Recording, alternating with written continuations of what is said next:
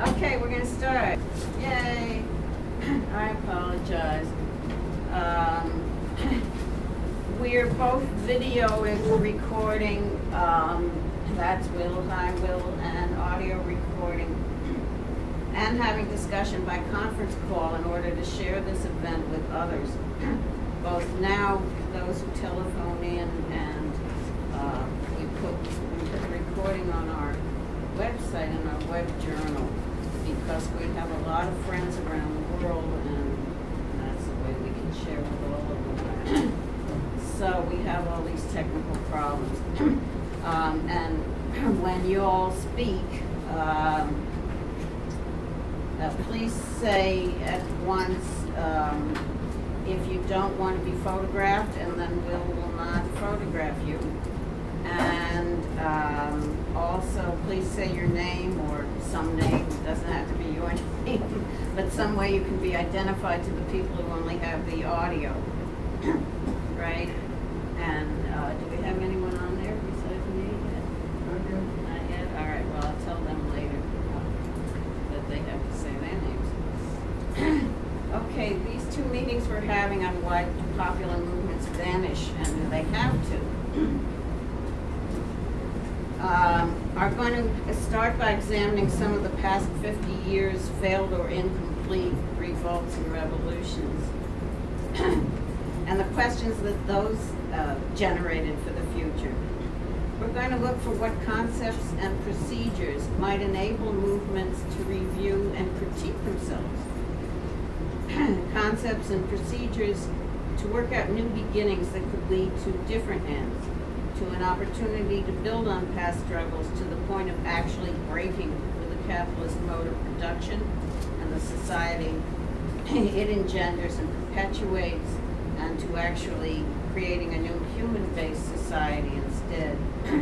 So we'll employ Hegel and Marxist dialectic to show the need for a new relationship between practice and theory, one that overcomes the huge gap that exists between reality and the idea of a new society. We will finally argue that movements need not reach dead ends if they will re-examine and rediscuss their trajectories. In other words, movement reaches a high point. It doesn't have to just die and disappear forever. That's the subject of these movements. We'll present some Marxist-Humanist ideas about creating organizations that provide for review and redirection after failures. Now, we can't possibly cover all this tonight, and so we made this a two-part meeting with another meeting in June.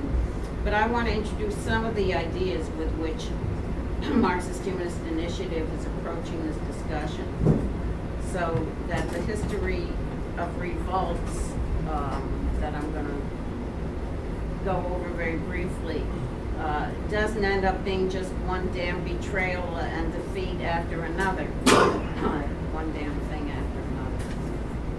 Thank you. Laughing at me. With me, right. But you'll hear from me and from Ray McKay. We are both 50-year veterans of the civil rights and other mass movements, believe it or not. And we're also continuous warriors for Marxist-Humanist, quote, organization of thought, as we are calling our basis for organization. So you'll hear from the 50-year veterans, and we'll invite everybody here and on the phone to speak. Now, one word on what we're not talking about. We're not talking about how to figure out a political position on everything in the world, about how the best form of organization, let alone the best leadership. We don't think these are the key questions. And anyway, we can't talk about everything at once and get anywhere. So please engage with our approach. We're not even talking about the characteristics of a new human society, although we think theorizing what has to be changed to actually break with capitalism is a vital and major task of the left. But tonight we're trying to dig out from under the debris that activists and theorists have piled on Marxist philosophy of revolution for the past 2 centuries, So we're examining just the issue we announced. Must popular movements always reach their high points short of transformation of society and then vanish? Or can movements create objective conditions for collectively reviewing, rethinking, redirecting themselves after they fail to accomplish their initial goals? We're looking to pinpoint those conditions that would lay the basis for such rethinking and thereby for working out new beginnings. So let's look at some revolts of the 1960s and a little bit about the 1980s and a little bit about the past 13 years of this century. My remarks will sound like gross generalizations, I'm afraid. But I don't have time for more. They're all based on experience and readings and writings and talking with people then and reading things people have written, and I can give you citations later if you ask me, so not just making these things up. I'm going to touch on some high points, and I'm going to opine about what, besides of course state repression and other institutions' repression, what stymied the revolution, or even sustainable reforms, and what problems may have contributed to the high points being lost rather than becoming the basis for continued revolt. I will then argue that a crucial factor in a movement's legacy is whether there was collective review and reorganization, or what Hegel called second negativity. It wasn't exactly what we're talking about, but it's the same concept. Welcome. This service is provided by freeconferencecall.com. Please enter your access code followed by the pound sign.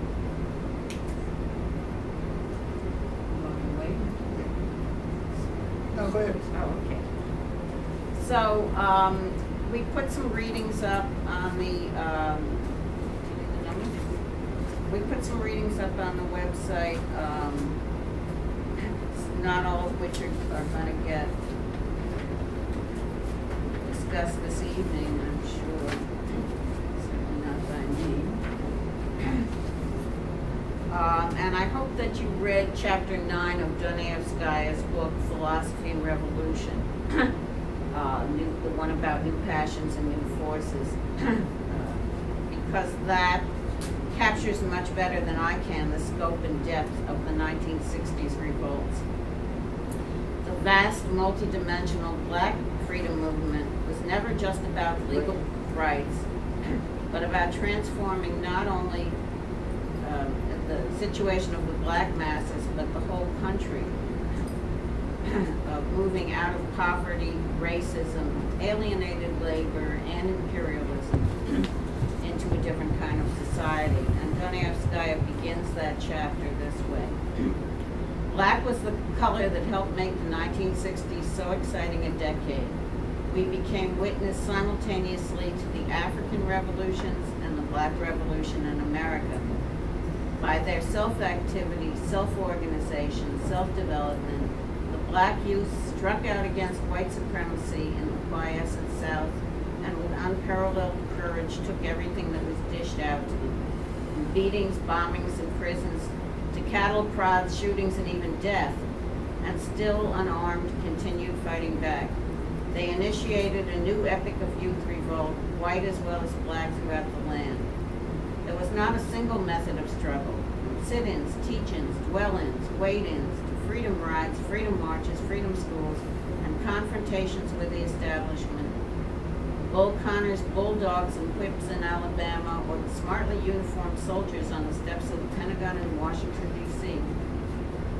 There was nothing that did not have its origin in the black movement. Moreover, this was so not only as strategy and tactic, but also as underlying philosophy and perspectives for the future. The black freedom movement was successful in changing the face of the U.S., but not its capitalist core. It might have sparked a thoroughgoing revolution if white workers had joined en masse. And for discussion of that idea, take a look at the copy back there, I think, American Civilization on Trial, a pamphlet written originally in 1963, which gives the history of the United States in relationship to the black movement and when it coalesced with white workers, and there were great leaps forward. And the chapter that or the bit that we put on the website for this discussion is an appendix to this pamphlet written in 1970 by Charles Denby, the black auto worker and a Marxist-Humanist who wrote this piece called Black Caucuses in the Unions that gives you the labor dimension of the civil rights movement. And he discusses the formation of these caucuses by black workers who were not being well served by the established unions in big industry. We're talking about auto and steel and such. And he describes how they organized themselves. But he also discusses what tore those caucuses apart. He says that the communists and Trotskyists had always tried to control the unions, and now he says black Maoists were acting in the same way, espousing elitism and a philosophy that was rejected by the rank and file. Black movement went off in many directions.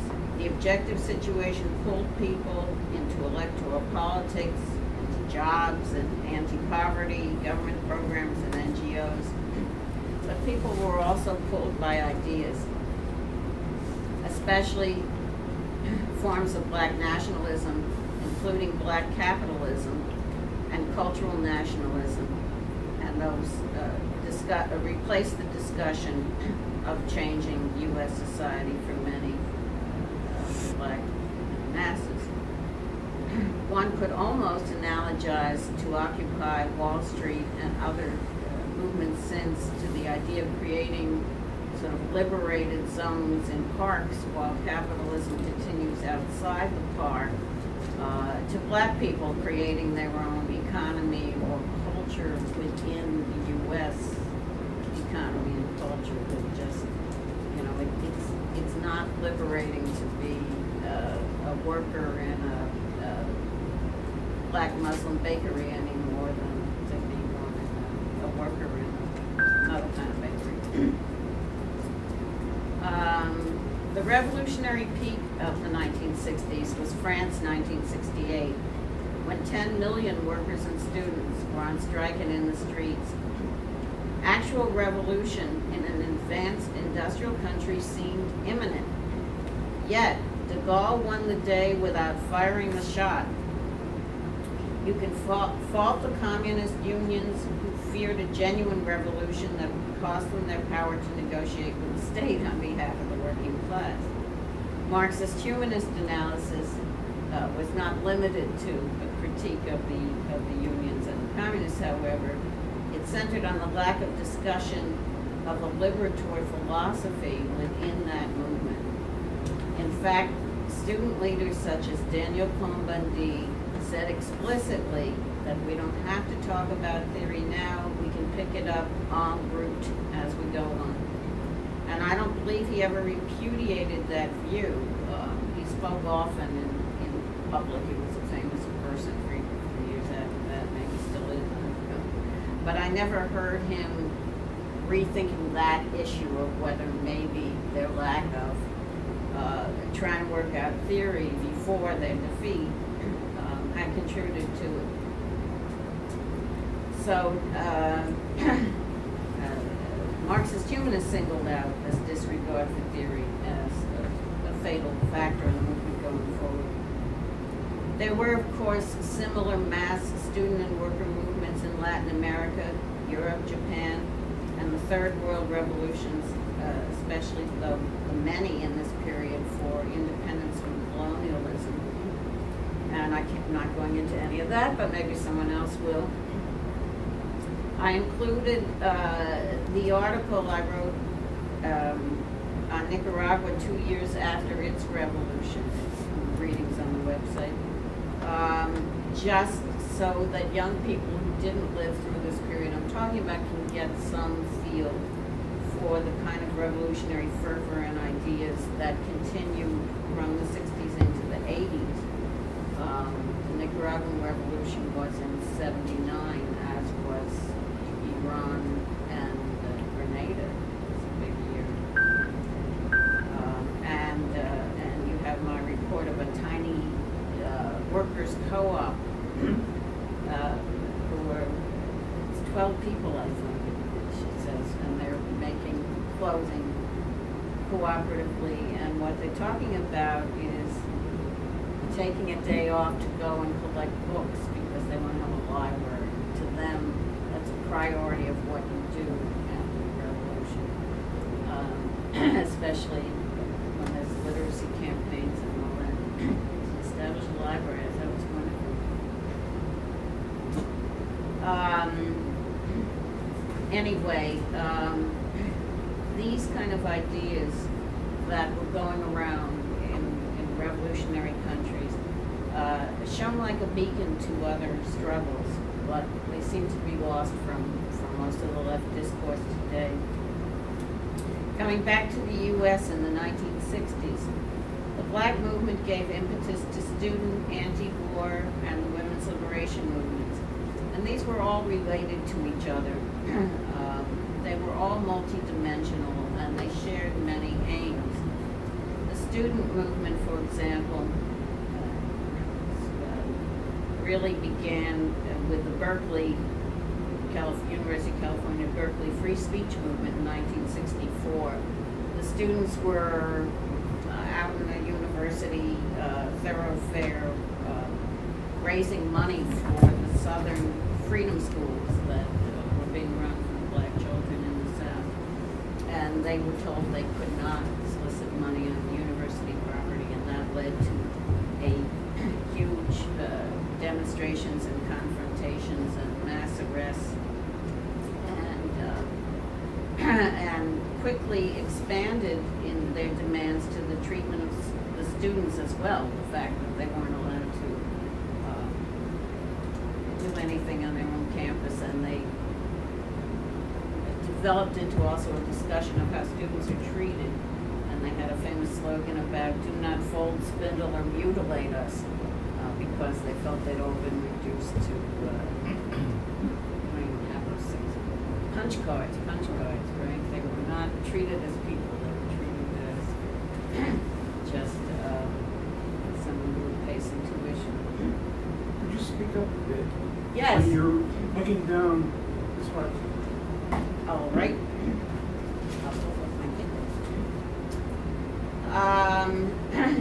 There were mass demonstrations and occupations of campuses all over the U.S., including Columbia University in 1968, which I promised to talk about because we have several people here from that campus today.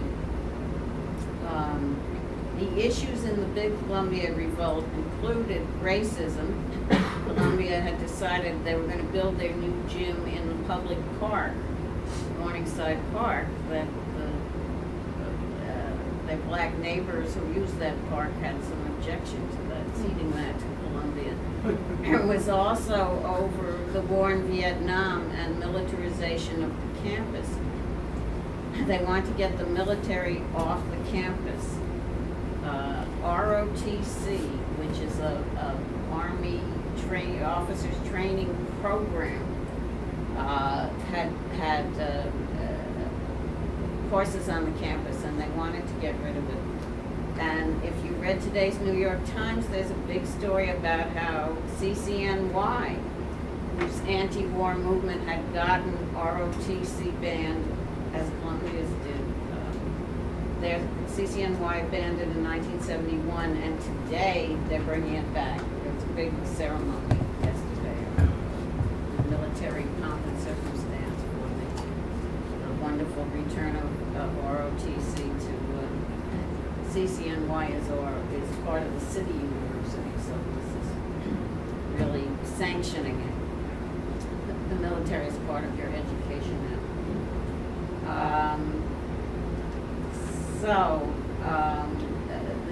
The other part of the protest against the military at Columbia 68 was against scholars doing war research. They wanted Columbia not to accept any grants to do things that resulted in wars. And the occupation of the buildings that received all the publicity, which went on for some time and then was crushed when Columbia called in the police, which was considered very shocking at that time because nice intellectual institutions didn't bring police on campus, but they did. But the movement itself was preceded by a lot of organizing. I wasn't there in '68, but I was there 4 years before that, and a lot of civil rights work and some also student support for union organizing. At that time, almost no one on campus was unionized, and we helped the cafeteria workers, who were the lowest of the lowest paid, principally black women, and we helped them get a union. What happened to that student movement from the '60s?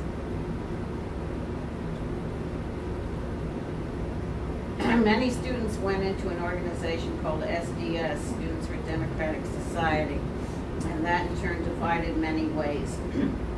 Some went on to bomb things, some went on to attribute all the evils in the country to what they called white skin privilege. And if we could just renounce our white skin privilege, we could change social relations. And many other different directions. And in fact, campus movements since that period seem to have been mostly single issue. Many widespread and important issues, such as the divestiture movement that helped bring down South African apartheid, and the anti-sweatshop movement, both in the 80s and 90s, and continues today, I think, among the students. But these movements also tended not to discuss their failures and collapses, and caused the next round of student occupants essentially to have to begin again from scratch. We've seen the sweatshop movement being picked up by students over and over again. The anti-Vietnam War movement finally stopped that war in 1972. But its huge organizations failed to do anything else. War ended, everybody went home. A large segment of the anti-war movement was dominated by the Trotskyist Socialist Workers' Party, and they purposely kept the movement to a single issue. They thought people were too, dumb or whatever to understand more than one issue. So it was a single issue, and then when the single issue was gone, there was no place for the movement to go. Another faction of the anti-war movement backed Maoism, the Chinese Communist Party, and Ho Chi Minh, hardly popular in the U.S. because one could see the condition of the workers in these countries, and they were not an appealing way to organize the American workers. As one Marxist-Humanist youth said at the time, how come Mao is so fat and all the Chinese you see in pictures of the streets are so thin? So summed it up. As the anti-war movement, I'm going to cut some of this.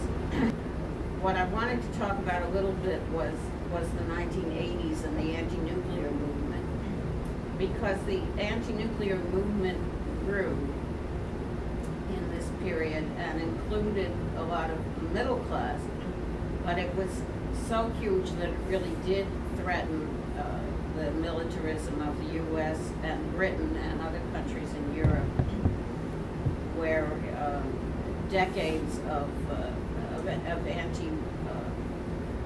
anti-nuclear movements that followed World War II and the nuclear weapons power plants. I wonder how many of you New Yorkers even know that there was a demonstration of 800,000 people in Central Park in June of 1982 against nukes and demanding passage of a disarmament treaty. Couldn't remember the word. The U.S. and Soviet Union were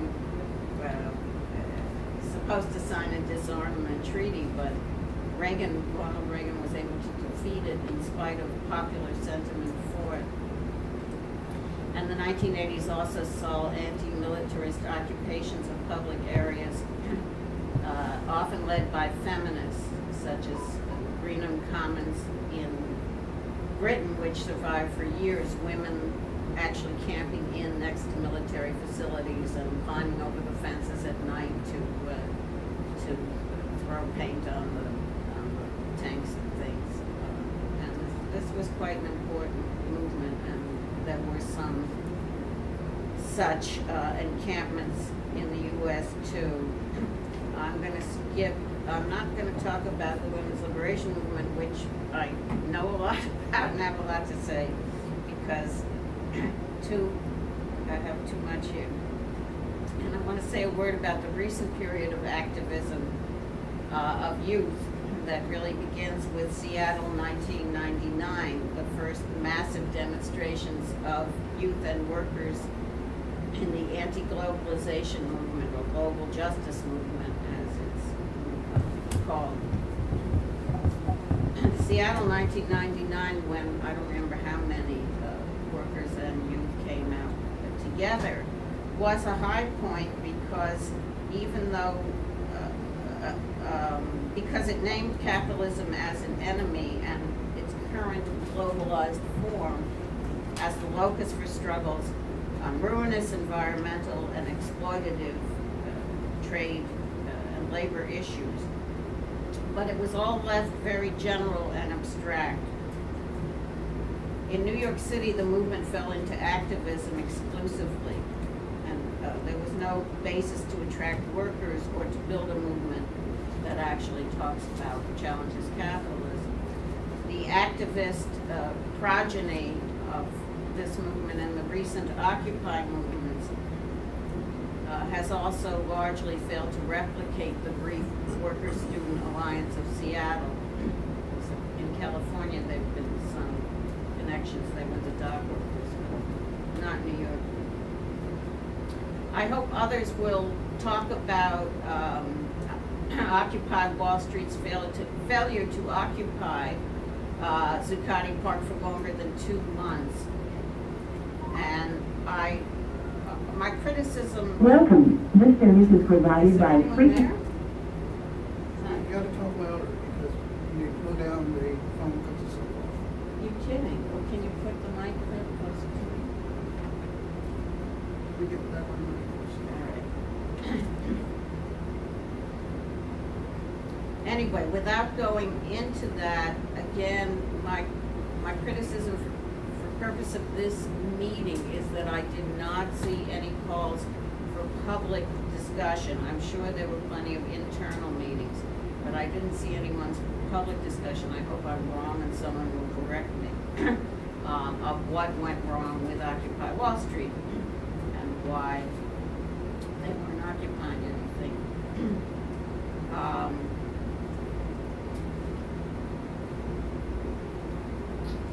Okay, skip.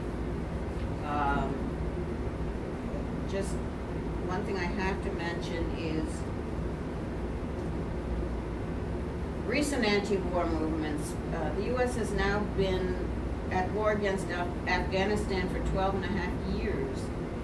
And the 10-year-old war in Iraq, I don't consider it to be over either, because the sectarian divisions fostered by the U.S. occupation continue to result in massive killings of civilians every day. What was great was that an anti-war movement developed right after 9/11, in spite of the shock and horror of 9/11. The U.S. Youth and anti-war people said, we don't want to go to war. And there were probably 1 million people in the street in March of 2003, just before the U.S. invasion of Iraq.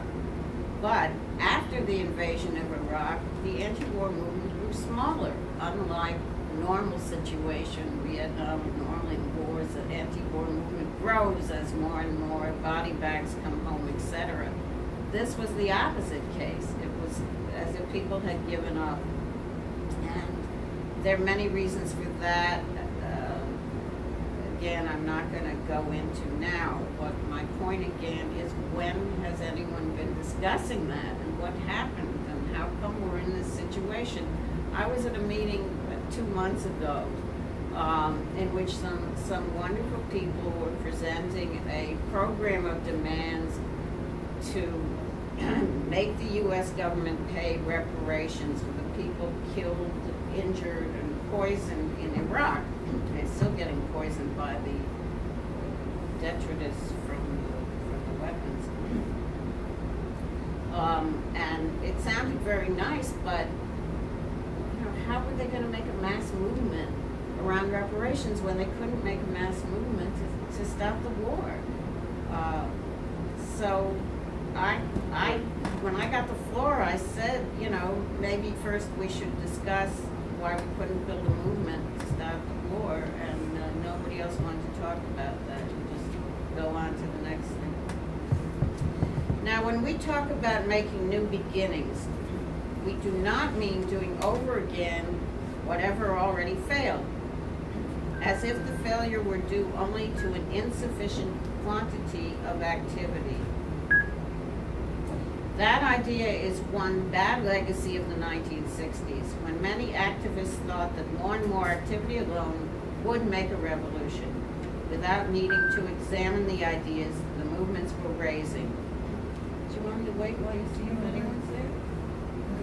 If no one's there, we'll just turn them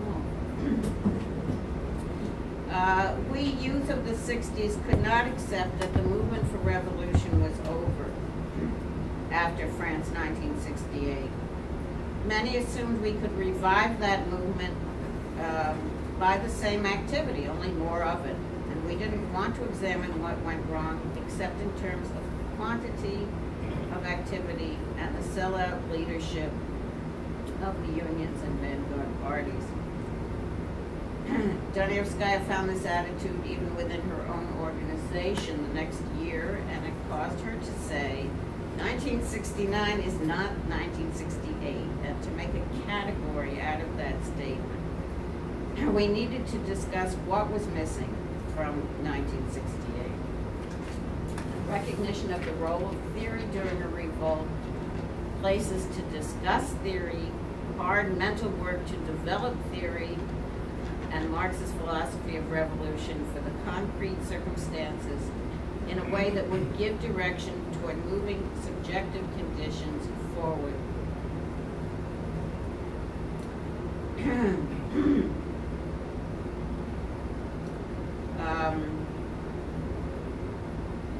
Okay. Whereas being part of a mass movement is great experience, it gives you a feel for collective strength and release of human creativity. It does have the potential to change the world. Size is not sufficient in itself to push a movement forward, not even in the 60s, and certainly not in today's small U.S. movements. Marxist-Humanists see ideas as a force for revolution, and Marxist philosophy of revolution as a missing dimension in revolutions that fail to destroy capitalism. So by, quote, new beginnings, we don't mean just starting over, trying again. We mean new beginnings that arise on reflection and reorganization of thought, so that new activity also encompasses new liberatory ideas. Donetskaya's phrase was, quote, new beginnings that determine the end. In other words, some ideas about a new society have to be there from the start, at least in embryo, in order for a movement to develop them to the point of fruition. She was talking about the Hegelian concept of double or second negativity. You all know about Hegel and this concept. I'm going to skip a little. Hopefully you know. Anyway, the concept of second negativity, the positive and the negative, is what we're talking about. First you fight against what exists, then you negate that fight through another struggle that is not conditioned by what exists, like the first negation, but is a free release into a new realm. This is what Marx called positive humanism beginning from itself. This is the positive and the negative, or second negativity in shorthand, and the way to overcome the division between the real that we're living in and the ideal that we want. Now, you know from dialectical thinking that reality is not fixed or stagnant. In fact, it changes all the time, under the impact of ideas and the people who are trying to put their ideas into practice. We've been discussing this lately in MHI in terms of the left's attitude towards the masses as backward. There's an audio of our meeting on that last July, and we're going to discuss it again at Left Forum next month. If people change and develop ideas through their own thinking and activity, then by definition the role of the left cannot be to plan their path ahead of time and lead them step by step toward predetermined goals. A new relationship is needed between workers and intellectuals, between ordinary people and self-appointed revolutionaries, between practice and theory, between philosophy and organization. Laying the basis for second negativity and a new beginning after revolts failed means simultaneously practicing a new form of organization, one that provides for, indeed compels, this process of review, rethinking, and reorganization of thought. We think the key is holding fast to the positive and the negative, that is, holding fast to the idea of a new society during the struggle against the old. This is the starting place that enables us to evaluate the immediate situation and measure it by the ultimate goal. When Donetskaya criticized the Second International, that was the so-called Marxist movement at the beginning of the 20th century, she criticized them for, quote, living in the gap between the immediate and the ultimate, by which I think she meant they weren't even trying to bring together the horrible reality they lived in and their ideal. They were very comfortable, she said, living in the gap. Some people still live in this gap, I think. They think fighting the good fight is enough. They don't really expect anything to change. And this attitude has a name, romantic defeatism. Perhaps that characterizes some of the people in Occupy Wall Street. Others turn from defeat to old-fashioned vanguardism, blaming failures on incorrect leadership or incorrect form of organization. Many people conclude that extensive, lasting change is impossible and just quit trying, as most of my generation did, either by dropping out of struggles or going for reforms instead. For example, close to home, the last 5 years we've had economic crisis and recession should have made a huge opening for Marxist revolutionary ideas to be discussed, right? Instead, what we've gotten, including from most of the so-called Marxist economists, is proposals to reform capitalism instead of talking about Marxist ideas. Marx's attitude was something else. As early as in his doctoral dissertation, before he was a Marxist, just a young guy, he singled out in Hegel's philosophy this, quote, "The theoretical mind, once liberated in itself, turns into practical energy, but the practice of philosophy is itself theoretical. It is the critique that measures the individual existence by the essence and the particular reality by the idea." Close quote. I think that means digging below the surface to the essence and never letting go of the ultimate goal, which is to obliterate the gap between reality and ideal. The left's failures of the past 50 years, I contend, flow from its avoidance of measuring its role in relation to the goal of thoroughgoing revolution. By organizations measuring themselves by how many people they get to a meeting or the number of newspapers they sell, those people can live comfortably in the gap between reality and the idea instead of advancing the idea. And in that case, there's no need to institute procedures to review and redirect our work. Like the romantic defeatists, we are happy the way we are. So we'll talk more later and in the June meeting about what kind of organization may be able to foster a different result. And we'll be taking up Donevskaya's last writings on philosophy and organization, what she called the untrodden path, ever since Marx's critique of the Gotha program's last major writing. And we'll consider also what little Marxist-Humanist initiative is trying to do. So, do people want a break before we have more discussion? No? Anyone want to? Well, if not, we won't. Okay, so let's open it up to everyone else. Just, again, please sign the mailing list if you didn't before you leave. And remember, part 2 is June 26th, and also the Left Forum's coming up June 7th, 8th, 9th, and MHI is having 4 events at Left Forum, and Mike's got a blue flyer back there, right, with a list on it. So you may want to take that because they've got like 1,000 panels or something. You know? If you start reading their program when you're there, you'll miss all the sessions. Okay, so let's see who wants to talk. Oh, don't forget to say if you don't want Will to take your picture and give us a name, any name.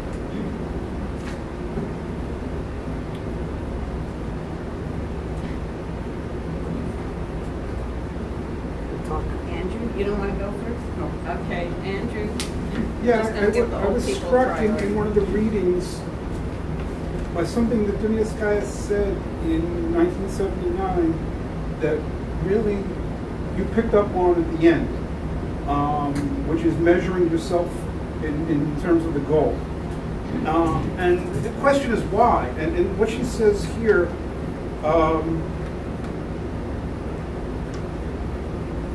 she's talking about the period after the February Revolution in 1917, you know, and then the period between that and the October Revolution.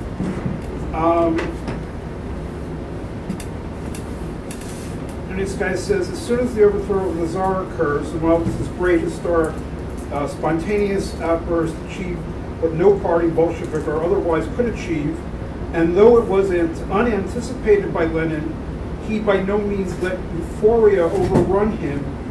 Quite the contrary, he had already grappled with the Hegelian dialectic, analyzed the new stage of imperialism, begun to work out what became state and revolution.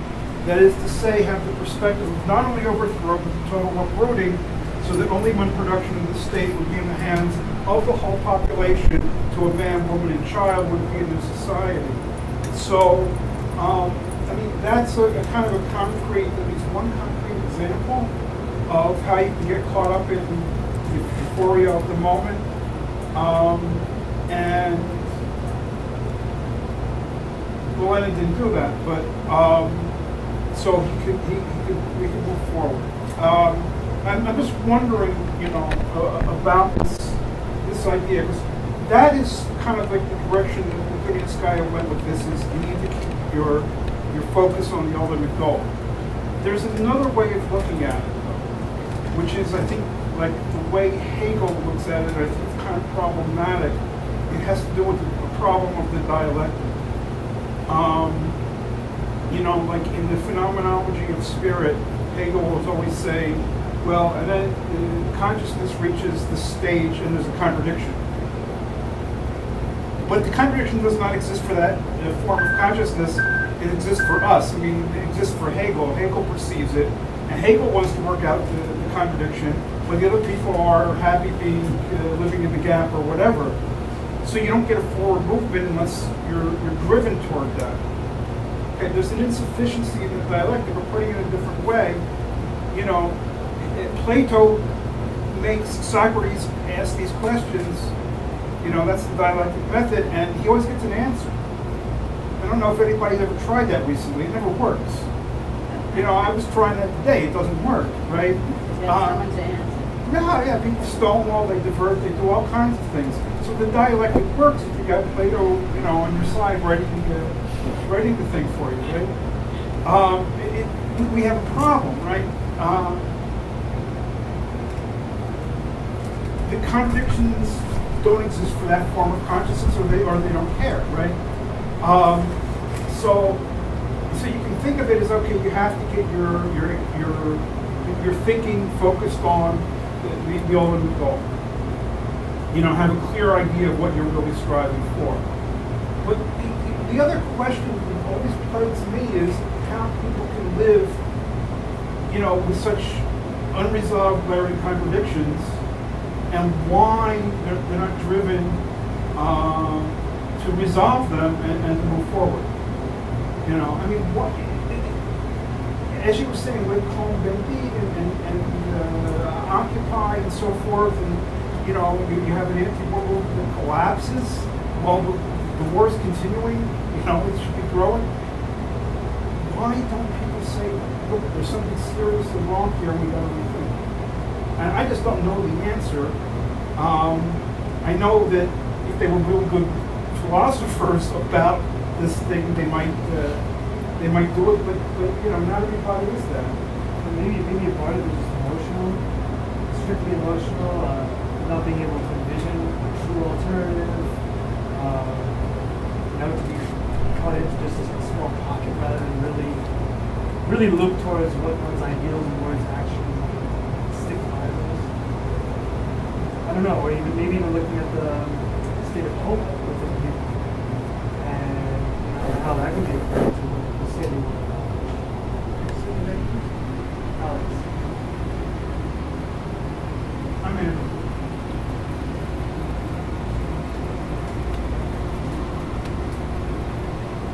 Because it seems like the Occupy Wall Street is as much talk about the contradictions existing there than about any true type of objectives. There's some signs that were part of it constantly talk about selfishism or the egoism that was at play within the camp with people pitted against each other, and how it being in its own little microcosm, you know, no example of any type of alternative system. Like that's supposedly what they're actually vying for, right? See, just asking. We've done it. Yeah, this is done. Well, actually, one thing is, I agree. How can you not embody what you say you want to achieve? And that's subjective. How can that not be the beginning of like any type of bottom-up movement where the objective is the energy, it is the direction, it's all together. How can there then be some factions between motives and objective, emotions and behavior and objective? How can there be all these different schools or paradigms happening in the same space? Maybe it's human condition, maybe it is motives that also be inhibited.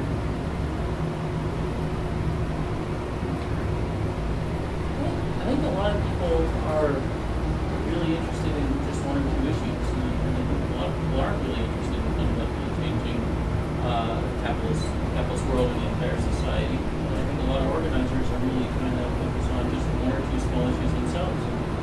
And to be successful, they have to really dig into those one or two issues. I think, or at least they feel that way in my life. And so I think that there's actually a dearth of radical. It's not like there are radical movements that failed. That much of the movement wasn't radical to begin with. It was a single issue in many ways.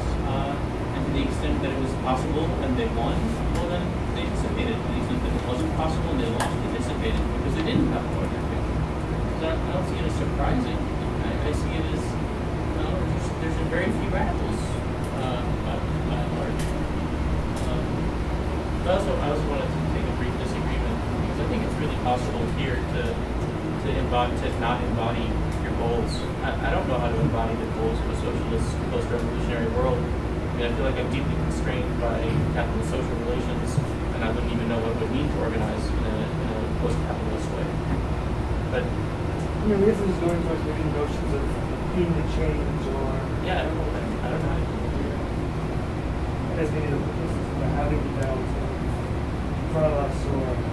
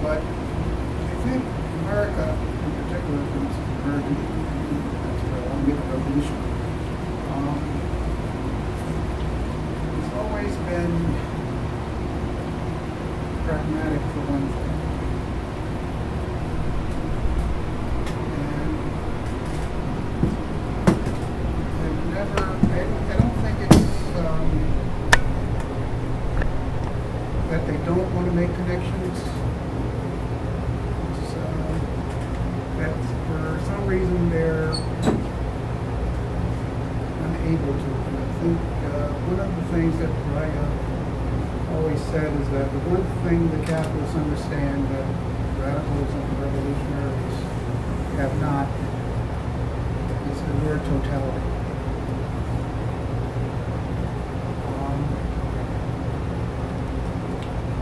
So what you said, maybe people are directed by their own central issue, so they don't think of the connections or the connectivity of other issues that directly impact in their own issue.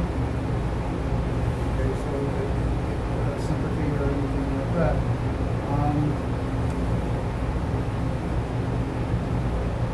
It might seem like a simple point, but at one point in American history, the Supreme Court declared that corporations were evil.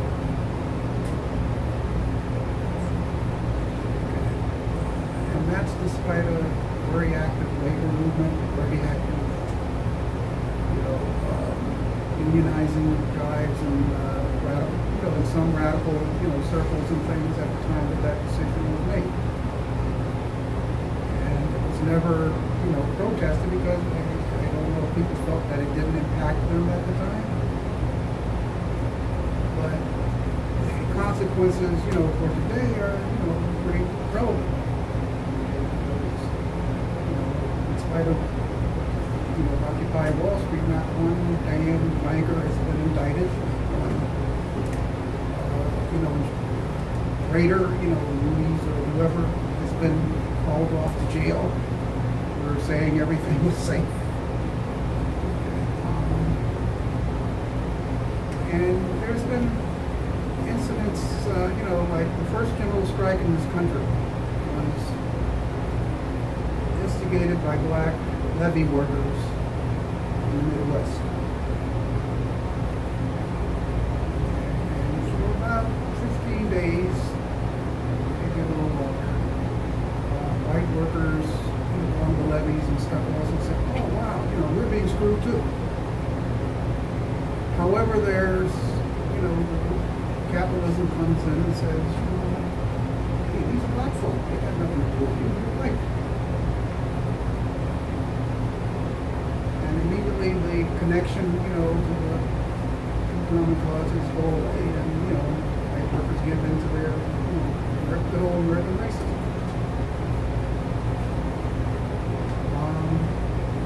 From my own personal experience, again, capitalists understand totality. I came up through the civil rights movement, the revolutionary movement.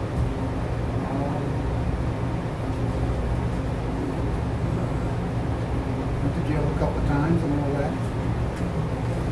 And then one day I find myself in Detroit. There was a tenant union that was on strike. And said one day, here, the buildings are yours. And all of a sudden, you know, the union is the landlord. And they start acting like landlords. That's exactly what the capitalists wanted. Because, you know, why should they take the flak if they take the flak for? You know, it's not unlike what Franz Fanon was talking about in, you know, this series of books on colonialism and tried and true methods. But where that comes for me, though, is I was still kind of young, didn't know anything, pretty much.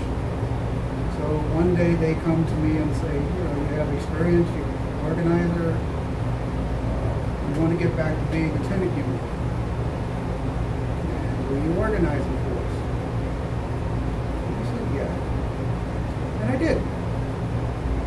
Come the time when it's time to have a big meeting, you know, and before that I explained to them, you know, that this means that, you know, you may not be elected president or vice president or secretary or anything else anymore. You know, people who they elect, you know, and it was a citywide, you know, tenant union. Next day I was fired. That's when I started to get, you know, they decided that, you know, hey, they want to keep their cushy jobs. And they realized that if they turned the union over to the people, the actual tenants, you know, they wouldn't. And then I said, oh yeah, that's what she meant by totality. The capitalist understands totality. You know what means issue. And the left still stupidly goes on about their one-issue business. Also, you know, it's involved in the labor movement. You know, with the black caucuses and things becoming unions at times. The day that De Gaulle won, you know, in spite of a big mass movement and mass strike in France in '68, you know, workers there were saying, how the hell did they lose? And nobody could answer that question for them. How they lose is, you know, and he says, we'll pick the theory up and move it. Capitalists already had the theory. They already had their philosophy together.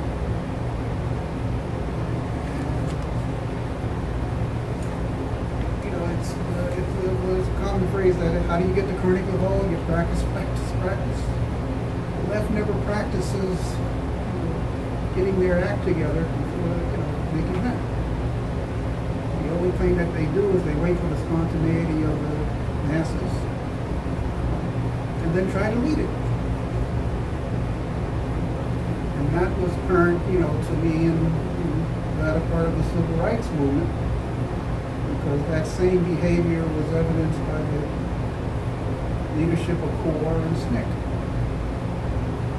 The McKissicks and Jesse Jacksons and they moved the movement from freedom now to electoral politics, to getting black mayors elected, as if that's going to change anything. The only thing it changes is made a few black folk rich. But nobody, you know, gets up on that and says, hey, you know, our whole way of thinking, you know, you can't just have reforms, we got to replace the whole damn thing. And, you know, and so that's what we're talking about. And you see it in movements all over the world, not, you know, particularly in anti-colonialism battles. For a brief period, Fanon was given some acknowledgement for what he did, you know, for the work that he did. You know, so, but by and large, people going back and forgotten. And haven't put the souls of black people, white skins, white masks, and see what that whole dynamic that the capitalists and colonialists have been able to and still, throughout the world. Recent crash of the factory in Bangladesh. I read, all the big companies were saying, well, we didn't have anything there. But, where was the protest, on the left? Sure, some human rights groups said something, but that was it. There were hundreds of thousands in the street there, but in Bangladesh, yeah. In Bangladesh, but not around the rest of the world. And, in solidarity. He raised the question of now we live in this globalized world. Right? First and foremost by capitalism, but now also by media connectivity, just being able to view news as it comes out. And I guess to what degree is that serving to actually unite causes, which is the cause first, or what degree is it really the medium over the message, and serving as a distraction itself from this global interconnectivity. Media, Well, I think it's more than that. It's not just that. I think it's another reaction from one worker one time when I showed up at a factory gate and was trying to distribute some literature I had. One of the guys said, "What's your plan for the common man?" And that's how most workers, people in general, view the left. We always, we're used to talk about 10-point plans or, staged progress, they're never asked, what the hell they do. Or they're never said, well, here, you can take this and run with it yourself. We'll give you the support you need. No, we gotta have, if you don't have a certain doctrine or a certain way of looking, at the world, and that doesn't, you don't have to be a rocket science just, to see if somebody's working at direct opposition to what you're doing. So it's not just the media, and things like that. It's the fact that for some reason revolutionaries just don't want to do history and develop a philosophy that they can point out these Russian Revolution, things like Stalin, Trotsky, Malice, China, Malice, and no further, you have that rise of what we call at one point state capitalism. State becomes the capitalist. And not the Soviet, which was supposed to be the workers' control of society. Nobody looks at that, they still just follow the same thing. There's a saying that if you keep doing the same thing and expecting different results, you're well out of it. For some part, that's where the left is. Your name? Mike. I think Ray certainly raised a number of excellent points, and coming from his experience with past social movements, I can only speak on one spark of a movement that might have, that took place in my experience, which is Occupy Wall Street. I think that totality as a concept does exist in people's minds, but it's differently termed. I think it's and differently conceived in a way. It's called intersectionality, I think, for a lot of people who are focused on oppression and power and see the connection between sexism and racism and homophobia and all the different types of shit that capitalism and the capitalist world put on people in social relations that are reproduced over and over again. But I think that totality, as far as what I've seen, in painting a picture of the oppressive condition doesn't necessarily translate to we need a total break with capital and the commodity production, and that's just, you know, a non-starter for people. I think that they don't want to imagine that these things are going to always be with us until we get rid of some abstract and very complex forms of things that dominate us. That, as Anne said, if we could just get, you know, rid of patriarchy, we can, it'll lead to a different society. We can do that in the exclusion of other things. So I think that there's an idea that these things are connected, but I don't know that people see the flip of that as being what's necessary, as a total break. I think that a lot of people are able to fall back on an excuse of state repression, and that kind of gives people a way out before it's obvious that things have gone wrong, like with Occupy Wall Street. People have remarked in other places, I know I've said that it was obvious very quickly that there was a division even on site at Occupy Wall Street, that you had the people who were there physically as bodies who were keeping the space, and then you had the people who were meeting for the General Assemblies, who were the thinkers, who were the promoters, and who have made careers now and have written books about Occupy Wall Street. There was certainly a cleavage there. And it was, I think it was floundering in those last weeks. And certainly I think it was certainly getting, you know, more and more people coming to the squares and different places around the city. But I mean, I think that if there wasn't a coordinated effort on part of the government to shut down Occupy Wall Street, I just don't know that it would have developed into anything else, because it was clear that our principles are our power. Consensus is, as long as we keep consensus,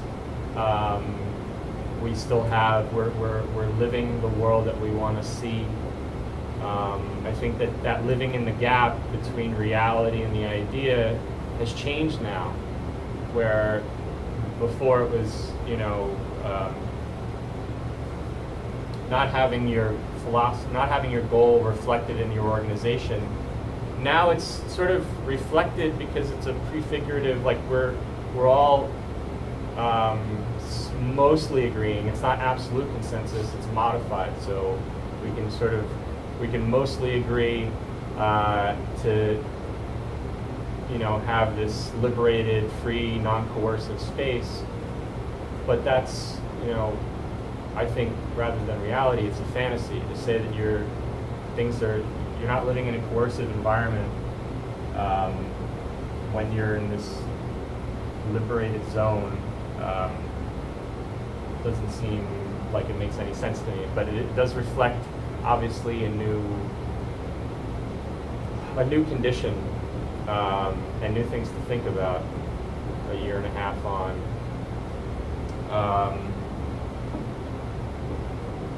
But I think that the spaces to discuss theory that did exist there, different meeting groups, visions and goals, think tank, working groups, all that stuff, I don't see why you would have needed space. I mean, it's certainly in New York at least, meeting off-site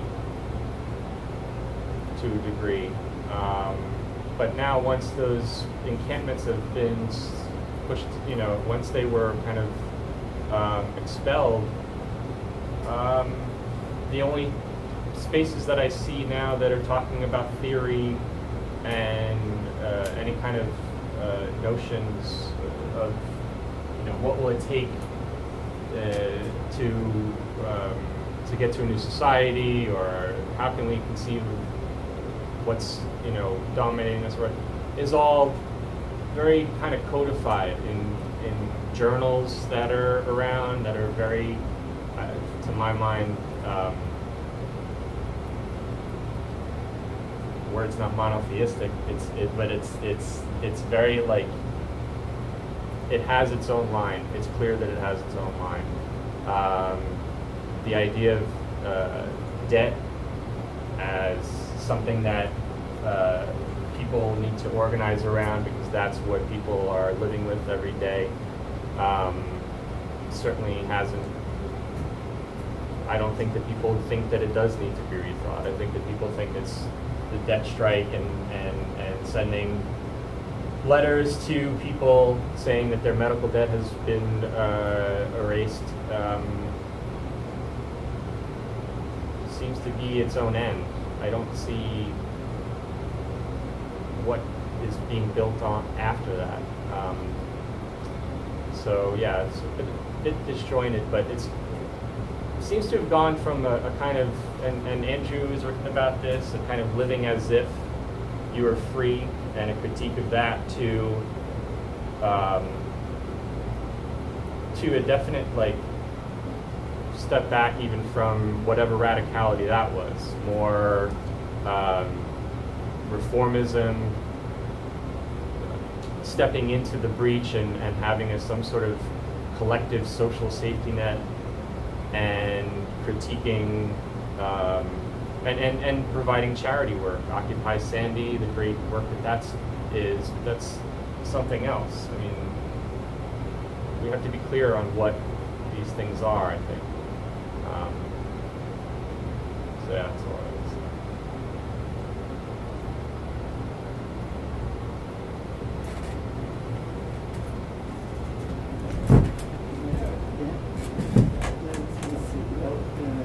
Maybe comparative to your presentation is different waves of the social movement. But I don't know if I understand very well.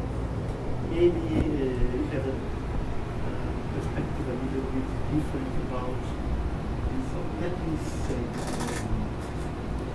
Antonio Gramsci has an interesting motto that he repeated 2 or 3 times in his works.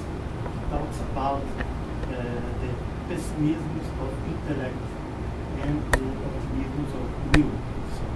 And sometimes I think that this motto is subverted in a kind of pessimism of will and optimism of intellect. So, and this it's a very problematic perspective. So, if, for example, we talk about we are 99%, but this is a kind of optimism of intellect. But we are 99%, but we remain Sukoti part. So it's a kind of pessimism of will. So, and sometimes this is the problem we face in the social movement. One thing that sounds very interesting to me was when you talked about the gaps. So we have a gap between, for example, an immediate or practical level and theoretical and strategical level. So the problem is how we can surpass this gap. So when we can find some bridge between these different moments and to fuse these moments in a perspective that in which practical and theoretical levels are together. Well, I think that the only possibility is thinking about politics. So, without politics, the strategical level and the immediate level, the theoretical level and the practical level can't together. So we can't from this bridge its politics. So how we can discuss about social movements without and a strategical perspective without some form of political move or political organization. I mean, political organization at what level? What? So you refer to like political organization at what level? Well, I prefer the international level so much. I mean, I don't know, but it seems like there's always a conflict of power with any politics at that level. Yeah. That power is always the conflict of how many years? That's inevitable with humans and it will. So, but if you stay in an immediate level, a practical one, for example, in a Newton level, so working with economic demand, so you expel the politics of the past and expel also the strategical levels. It's in this way that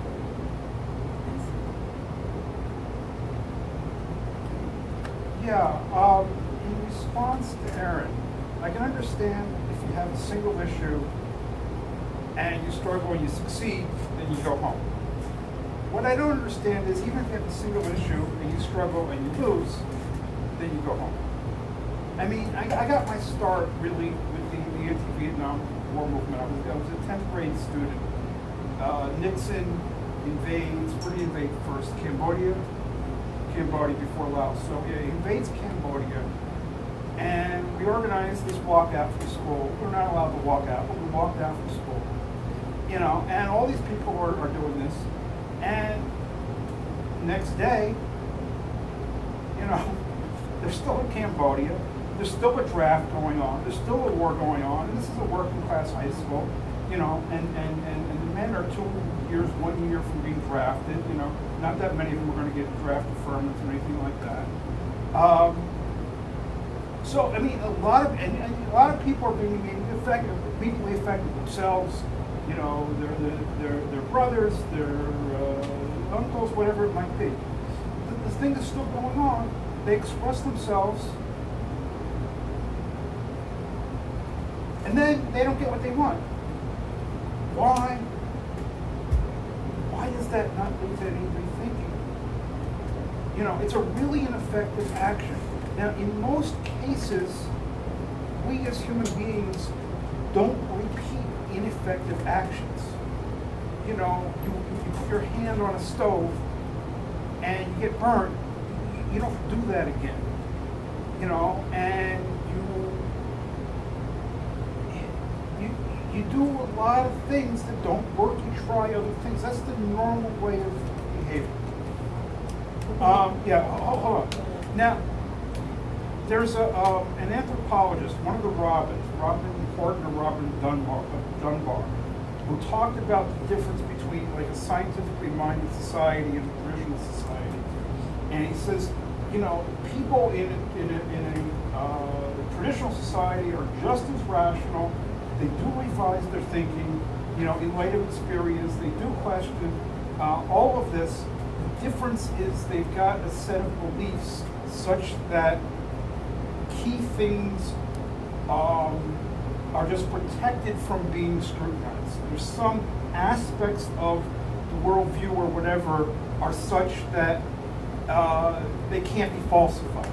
There's no way within that mentality that those things could ever be rejected. So, I mean, it's still a question for me. It really plagues me. It's plagued me ever since, what was it, 1970 or 71, when we walked out, and a few of us, like, say, okay, we got to keep this going. We have to start an organization here to keep fighting against the war, and we didn't get these other people who walked out. I mean, some of them just wanted to lay out in the sun, but not everybody. So, I mean, this has plagued me for a very, very long time. It was, what, 42 years or something. And so, that it is my question as to why it's happening. But I'm wondering, in light of this anthropologist, are there aspects of the mindset that pervades the left or whatever that prevents? Are there certain tenets that prevent their thinking from being falsified in a certain direction, so that they just can't see or correct what went wrong. It's an open question. Right. What about even I'm sorry, I'm So I was wondering about the same question that Andrew did, and actually I think maybe we should start thinking that for us, the basis for us, the oppressed general working class, it's much more difficult to build our history and kept it as a tradition than it is to the ruling classes. Actually, they have to the ruling class. No, but you say it's harder to what now? To build and to sustain as a tradition, because the ruling classes, they have the state, they have the institutions, and they have the archives, they have all this structure that allow them not only to keep exploiting us, but also to keep legitimating this exploitation in so many dimensions, from the music to our history, how the history it's taught in schools, how we get to know our history, how we get to know our culture, how we get to speak our language, how we get to do almost everything in our lives, and also how we get to work.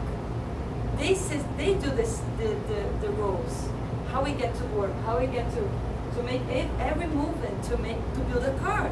They get to teach us, and we have a lot of difficulty to oppose them an alternative of education, culture, music, art. They have the most best, well-prepared cadres in culture and philosophy and arts, economics, and we have a very difficult position to build it. And also we're like our consciousness, maybe our consciousness is not that homogeneous stuff, because we have together in our body, in our human being, the contradictions with the exploitation in their education, their way of thinking, their way of doing everything in society. And we have both things as human beings, as working class. So it's not must to be spontaneously. We're not going to surpass that in a spontaneous way, because it's not supposed to be. Because the spontaneous way is supposed to be their way, because they're teaching us. So we have to strike against it, and the only way to strike against it is to organizing ourselves, starting to build places, points of alternative history, alternative culture, alternative education, and most important point of alternative that we have to build is an alternative politics, alternative way of ruling the state, of breaking the economy, the way that we are exploited, the way that they build this, they run this economic, the capitalism, and start building other things in this very great dimensions. But the thing is, what is we cannot do everything at the same time. We have to every time we get together, we fight in a struggle, in a specific struggle, or in a strike movement or a union. We have to find a priority, to look for a priority. And what is the priority always? To keep mobilized. This is to keep active, because we want to win the most immediate thing. Of course we want to win the most immediate issue. Why? Because we want the workers to keep fighting. That's why we want to our wages to be up, or to build up something that is good for the working class, because that is very educational. Because the workers think, wow, if we get together and we fight, and if we win, so it means that we can do something. But how about when we lose? That's your question, right? So the problem is, when we lose, we have two. I'll just finish. And we have two ways of acting in the collective movement. One of it is going home, and the problem is that with time we get very conservative, because first we start thinking that the working class doesn't have power. Then after that we start being very upset with the working class. At the end, we will probably not like that working class without powerless.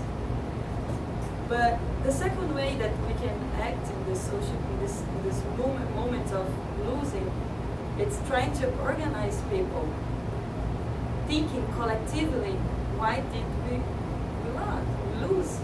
I think this is the purpose of this space, and I think many organizations, I get these emails, are doing this right now. They're discussing, why are we losing so much?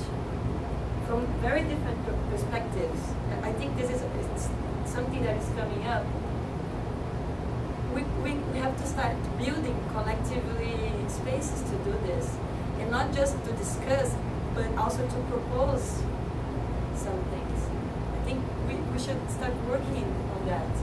To resist, and not to wait the next big mass movement to try to lead it, not to this proposal, but maybe from this point of losing, starting to propose some things.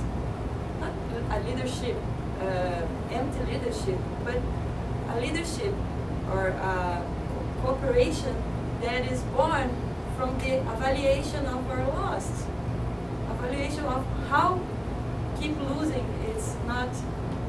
it's so bad to working class, it's so tragic to our conditions, because when we lost, it's not just that we lost, it's that the ruling classes are winning.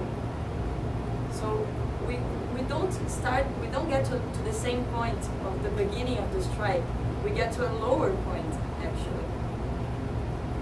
So with tragic consequences.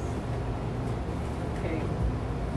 Well, that was very well said, and I'd just like to continue that discussion because time is short. You know, my life is short, and these movements come and go.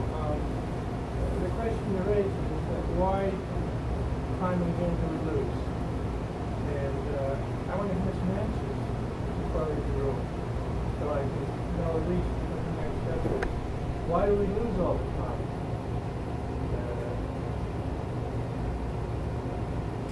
I open that to the group.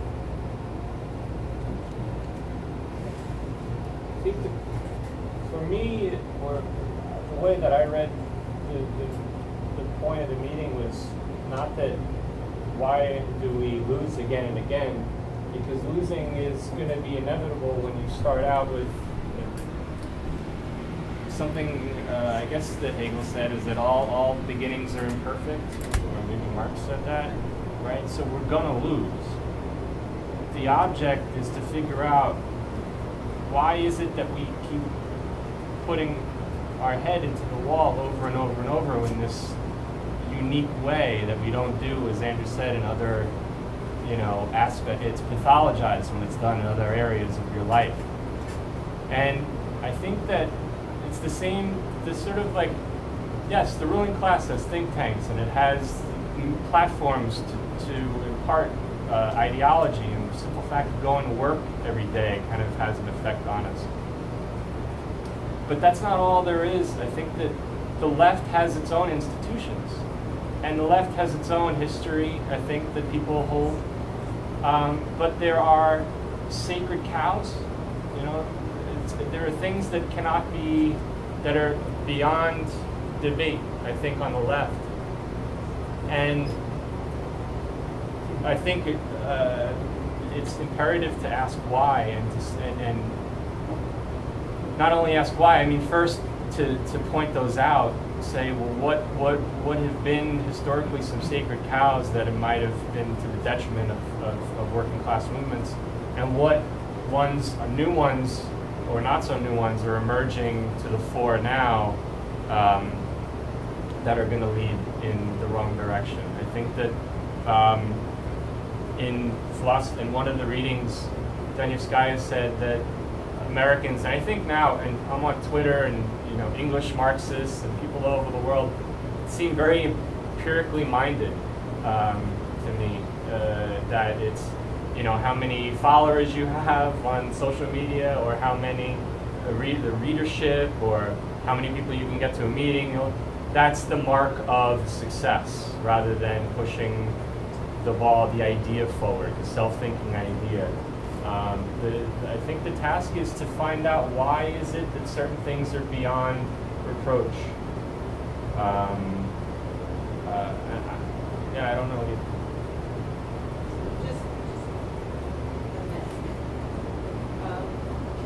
We need to check the phone, see if they're on speak. There's definitely no one there. Okay. Ron, do you want to say anything? Or Gail? Well, I'm curious as to what is it that's beyond reproach? I mean, what exactly are we reproaching? What is it that's? I mean, it's a little like what happened with atheism during the beginning of the Enlightenment, where people who were atheists were, initially they were put to death, and you had to sign an oath that you were an atheist. Very kind of McCarthyite kind of thing. And I think the whole society, the religion of the society, is its business culture. Most people are excited about it. I've had people tell me they're excited about a career in social media, that they've got a new corporation they're going to work with. It's very exciting social media thing. I'm like, are you serious? Did somebody tell you to say that? And any time that if you tell anybody that you're not pro-capitalist, that you have some problems with it, they all say generally the same thing. It's like a Stepford Wives, they all just say the same kind of thing. That, about the Soviet Union, you saw what happened there. So they're saying that because everybody gets I had the same things to say when I was a kid. So everybody has this sort of same point of view. They're very indoctrinated. It's indoctrinated like a religion in the culture. So, people sort of break away from it. And I think people break away from a lot of things. But if nothing comes of it, and it's pretty hard to have anything come of it, I think they just naturally kind of retreat. I think it's a pretty natural reaction with a lot of things. If you have a deep-seated belief that that's the way things are, When I was I was a manager, and when we used to do I did the billing with the guys that were working with me, probably making $20 or $22 an hour, and we figured that we made, at least for the company, we were making $90 to $130 an hour in value, right? And the company was getting most of its expenses were being paid by its clients. The expense for space and so on. That's very common. So nobody gave it a thought. So it's just like nobody in a religion gives a thought to, I haven't seen any miracles here. Everybody talks about miracles. I don't see anybody who's grown a new limb or anything. I mean, it's something that somebody could raise. And I've never seen anybody in a church. I grew up in a regular Protestant church, right? I never saw anybody say, how come? I mean, I thought it all the time. I thought, how come all this stuff happened back in the time of the apostles, but it's not happening here? And nobody in the whole church said anything about it. So I think you have a really deep-rooted culture where people just believe this thing is their religion. It's basically, so if you say, I don't really go for this, I have an idea that we could do without this, it's very threatening.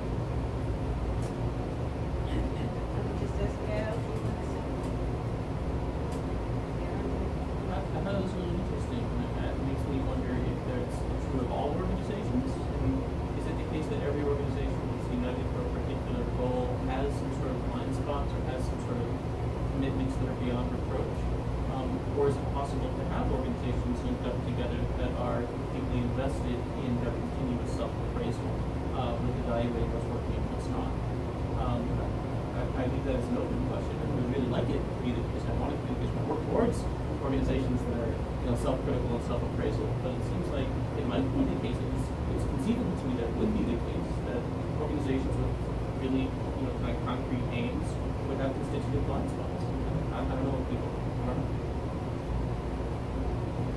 I'm going to say something here because I think we're sort of wandering a little bit. I want to focus on not I don't know what you said, but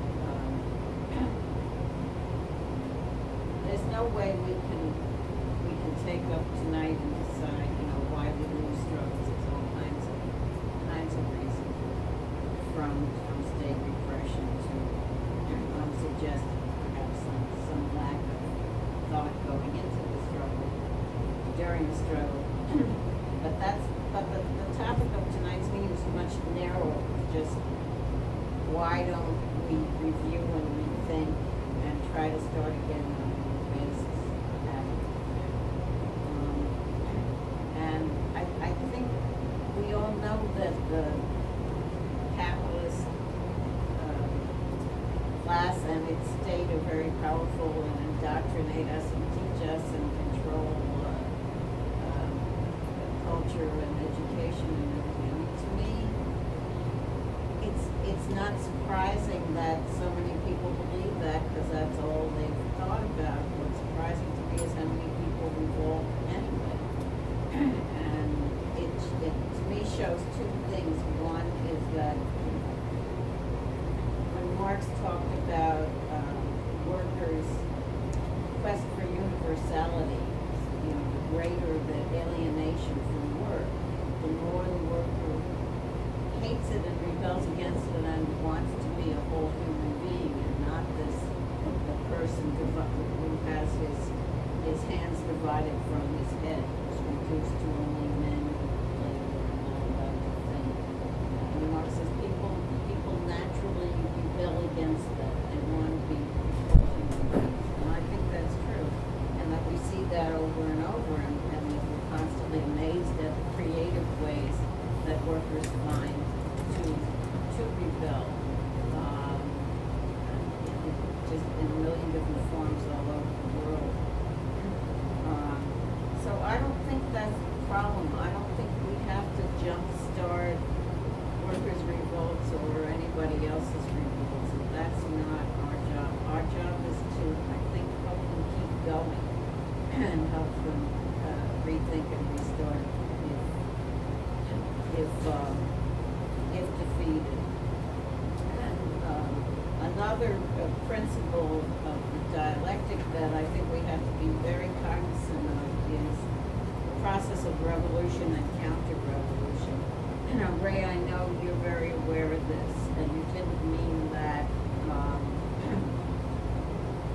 it's sort of the same thing all the time with certain people trying to take over and lead and talk down to the workers and boss them. It seems like it's that way all the time, but there's usually a trajectory to movements, to mass movements, where there will be a period where they're breaking all the rules. They're not letting any leftist or leader tell them it has to be this way. And there's a whole different spirit. Some of this horizontalism and the spirit of we can create something new and all that. But it doesn't last. It doesn't go on then because the people who want to be the leaders come rushing in and try to lead or whatever they want to be the bosses. But I think we have to be aware that there is this process of revolution and counter-revolution in every movement we've ever seen in the world. I mean, I only touched on the last 50 years, and that's skip some of it, but if you go back further, you know, that's the process. So we obviously need some kind of breakthroughs to get to a place where development, revolutionary development can continue and can actually reach the point of breaking with capitalism and starting something entirely new. But I don't think that we know yet what is needed. I don't think, we might be using words in different ways, like we're using words, well, we know we need political organization. But I don't know if you and I will use the word political in the same way. Because politics can be very broad, or it can be just some specific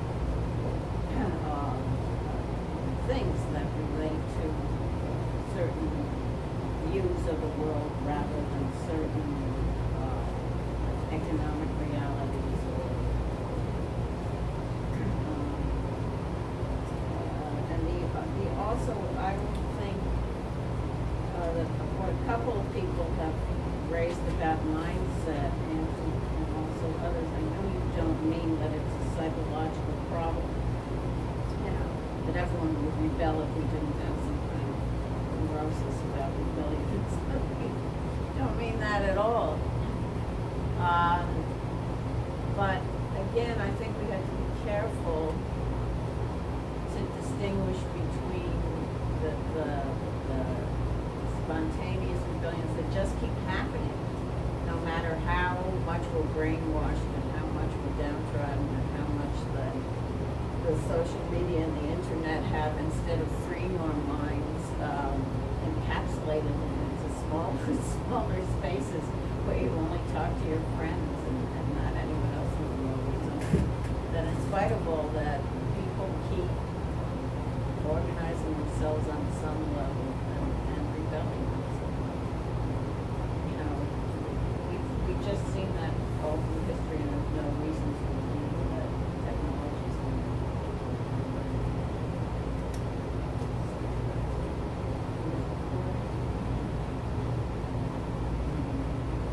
What? We have till 9:30, but we don't have to stay till 9:30. Andrew? Yeah, I want to say two very brief things. First, I don't think that I think people have actually given an answer to your question. I think on one level, what most people here are saying is the reason that these movements fail is that they haven't reorganized, you know, conceptually or in any other way from past failures, right? I mean, you know, you fail the first time for whatever reason, you know, but why do you keep repeating the failures? Well, you haven't learned from them sufficiently. You haven't reorganized, you know, philosophically, politically, organizationally, in whatever ways. You keep doing the same damn thing, you're going to keep failing. So in some way, the same things keep being, the same mistakes keep being repeated, or what look like it's not. There's still something happening. So that's I realize it's a superficial answer, but I think it is an answer that there is a failure to reorganize, and so you're going to get failure a second time and a third time. The other thing is, I wouldn't exactly call it an organization, but there is a process out there that, you know, does learn from its mistakes, and that's the practice of scientific communities. And it doesn't work in a smooth way. You know, Thomas Kuhn has showed that, you know, it works by ruptures, followed by, you know, kind of like cookbook science and so forth.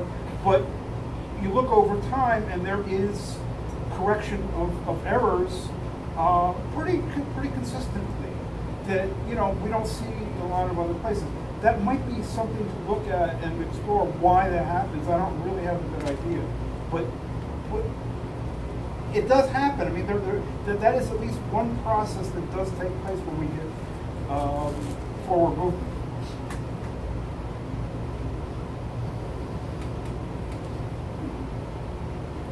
Well, it's based on disapproval, isn't it?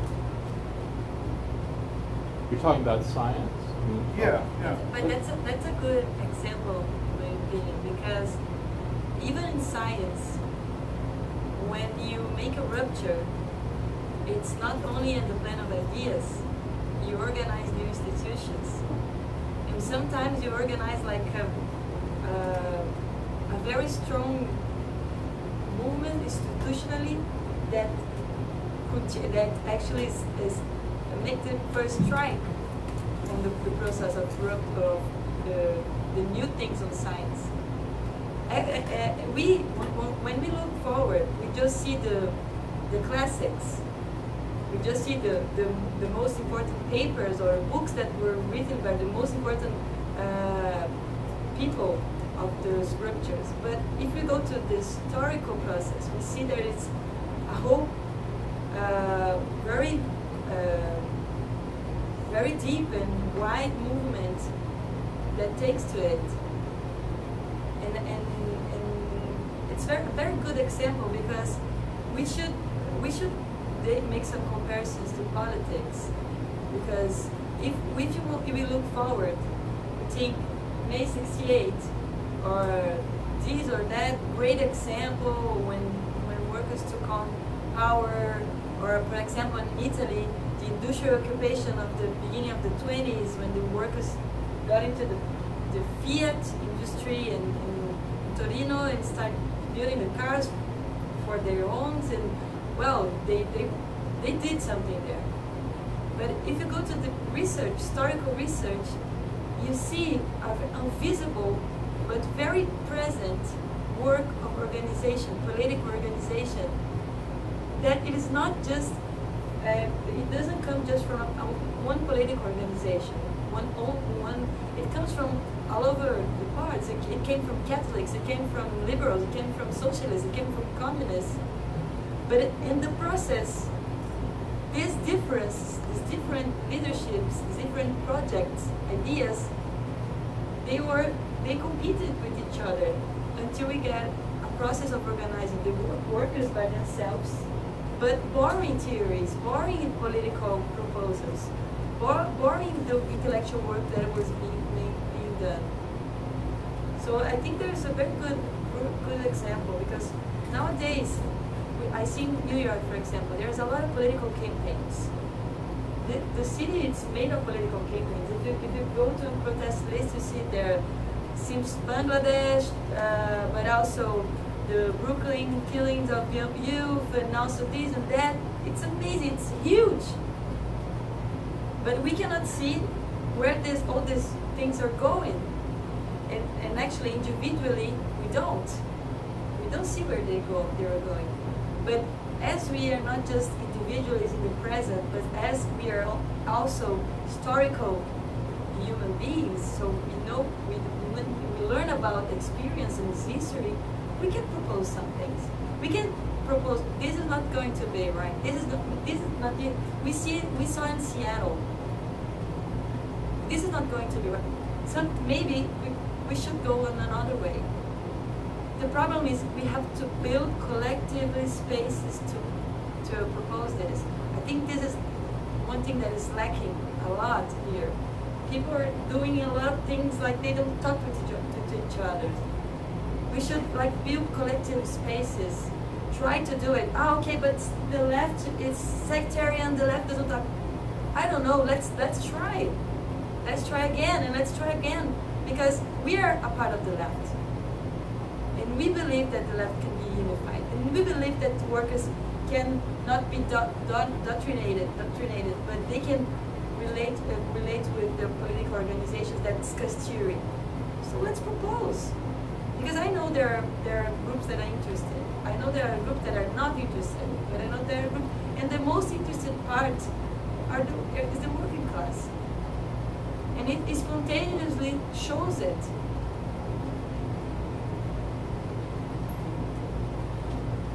Pretty much thinking out loud now, but what you mentioned with Thomas Kuhn, I think he was pretty much known for his idea of paradigm shifts.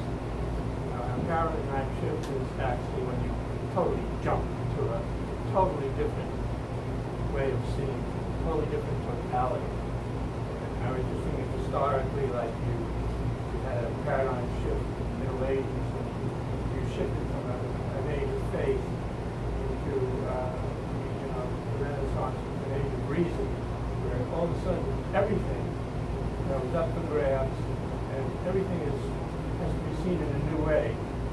And it's possible that we're in the midst of another paradigm shift, which might be classified as a spiritual shift or a raise in consciousness. And being in the midst of it, there's no way you really, gauge your successes and failures, because it's, I guess you would say, it's a very dialectical kind of happening. So you do have to have a large perspective that there are many groups and they're all engaged in their own way, but possibly one of the threads that's connecting them all is a sense of a unitary consciousness, that we're all part of the same human consciousness, that we're all working for a general betterment of the human race.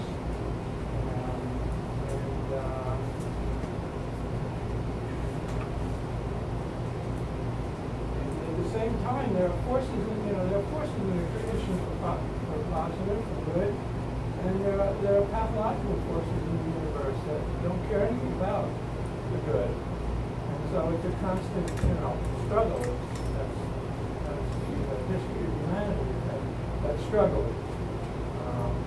And it's not going to be resolved anytime soon, I don't think, but we acknowledge that we're in the midst of the struggle, but we are making, progress. I don't know if it's 2 steps forward and 1 step back, or 2 steps back and 1 step forward sometimes, but just an ongoing process. Again, just thinking out loud.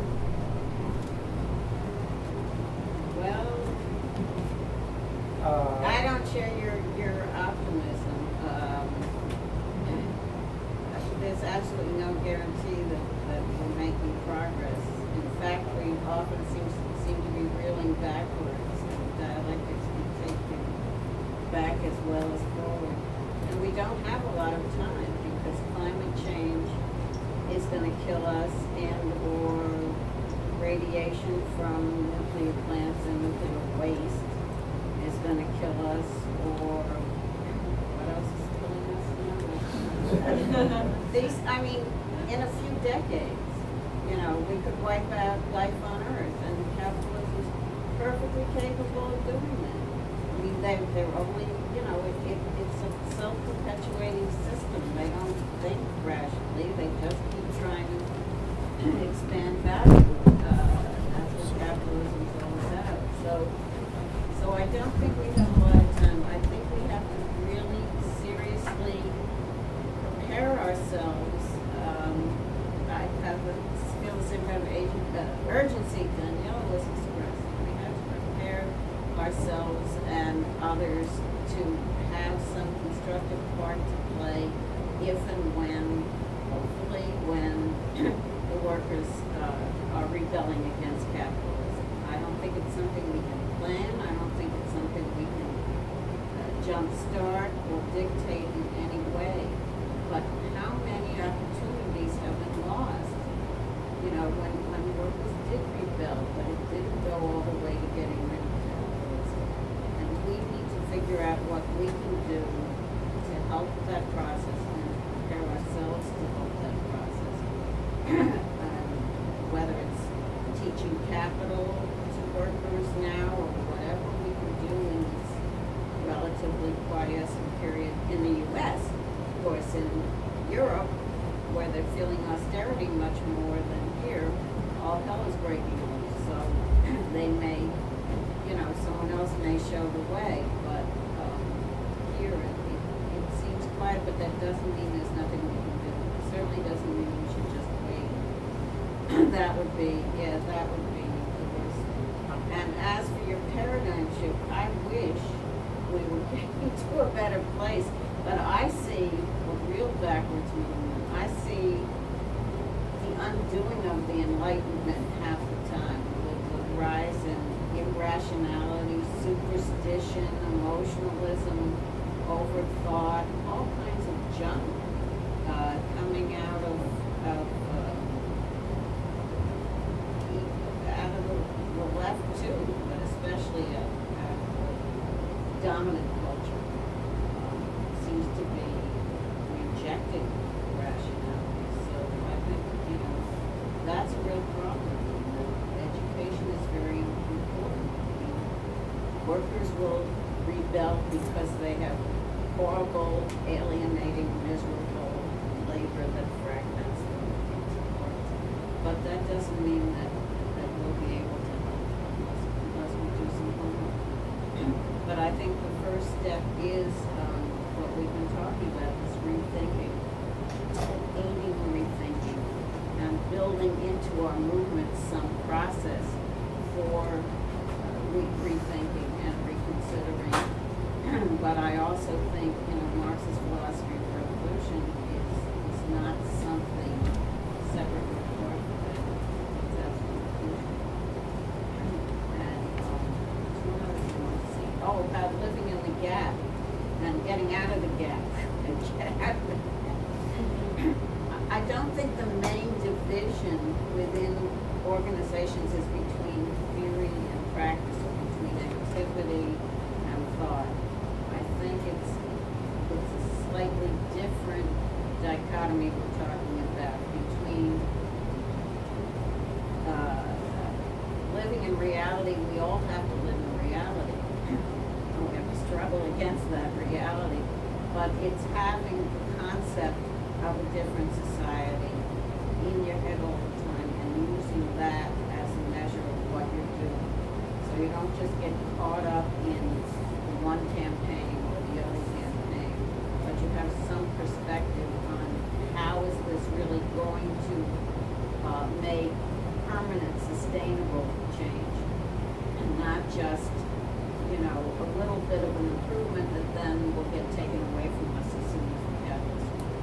But something that will actually lead to, or relate to, or inspire people to a larger rebuild. So why don't we see if anyone else wants the last word?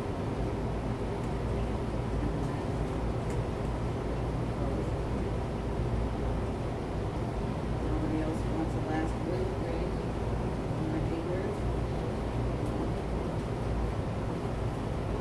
Okay, well,